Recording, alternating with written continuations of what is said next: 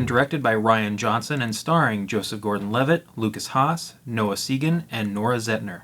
The story of Brick follows Joseph Gordon-Levitt, a high school loner who's contacted by an ex-girlfriend who seems to be in trouble. He starts searching for her and discovers that she's been murdered. This sets him on a path of discovering who did it and why. Brick is truly an indie film. It was written and directed by Rian Johnson, yes, but more importantly, it was self-financed by Rian Johnson, his family, and his friends. And so this is a completely outside of the studio system movie. So to its core, this is a film noir. The story is basically a cookie-cutter film noir story. It would feel totally at home back in the 1940s or the 1950s as a contemporary of the Maltese Falcon or any other of the film noirs of its day. So the story in and of itself doesn't really offer much new. It doesn't offer a twist.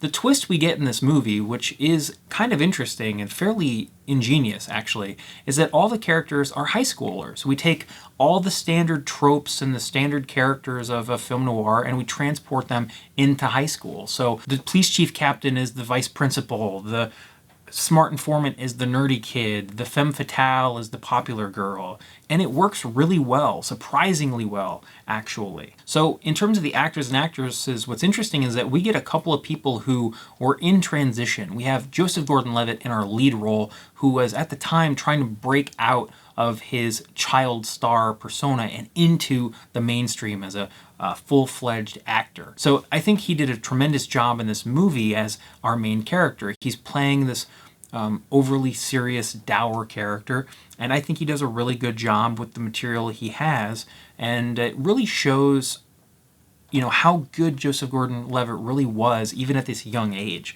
It's really impressive. I also want to call out Nora Zetner, because I think she does a really good job as our femme fatale in this movie.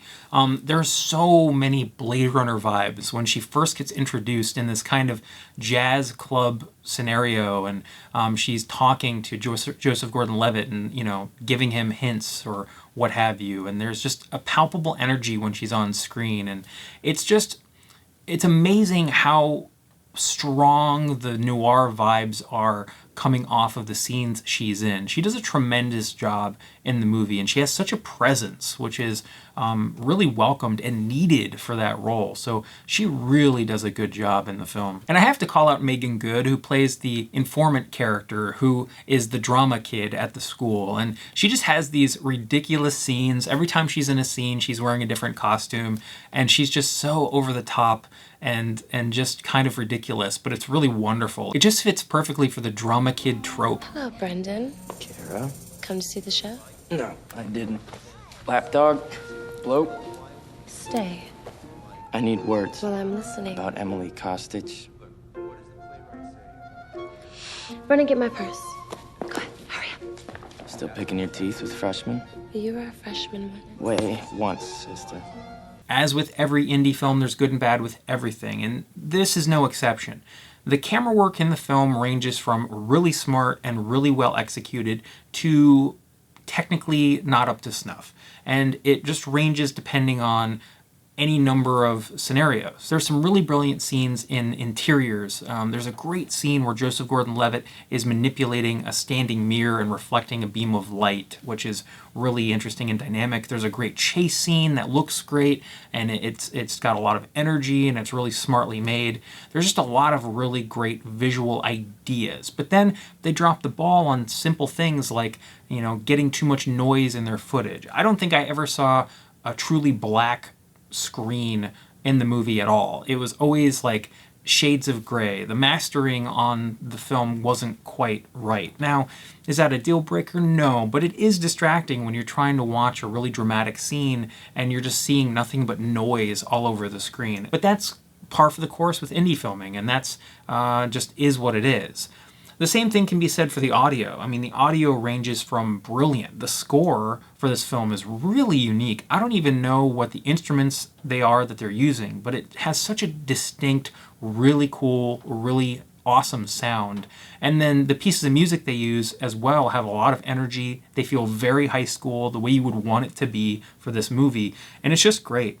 But then we get into scenes where characters are talking, and the the combination of the hard-boiled detective conversation that they're using, that weird detective speak that people use in Humphrey Bogart film noirs of yesteryear, these characters are using that same speaking style. But then on top of that, they're also having bad audio recording. So you're getting muddy audio, plus they're speaking these really weird lines using awkward slang.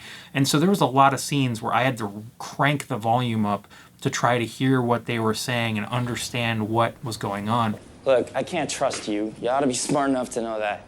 I didn't shake up the party to get your attention, and I'm not healing you to hook you. Your connections could help me, but the bad baggage they bring and make it zero-sum gain, or even hurt me. Better off coming at it clean. I wouldn't have to lead you in by the hand. I can't trust you. Brad was a sap. You weren't. You're with him, so you're playing him. So you're a player. With you behind me, I'd have to tie one eye up watching both of your hands. I can't spare. You're not Brad. No, I'm not. I think my biggest problem with the movie is that it didn't offer enough. Now, this is kind of weird to say, but the whole conceit of having high schoolers be the hard-boiled detective characters was interesting, but it's not interesting enough to carry a whole movie. I mean, it's cool and it's interesting for about 30 minutes, 40 minutes, but then you still have like over an hour of screen time left, and at that point it just feels like a standard detective story. So it's just not really enough difference and enough interest to carry the whole movie. And the story itself is so standard as a noir plot that it's fine, but it doesn't offer anything so dramatically different or cool or new to really make it feel super interesting. My final rating for Brick is going to be an 8 out of 10. I really enjoyed this movie. I think there's a lot about this movie to enjoy. I love seeing early Joseph Gordon-Levitt performances. It's really fun to see this noir storytelling style come back, and with such a unique twist of having the high school characters be the leading roles in this weird crime-ridden universe. It's really interesting.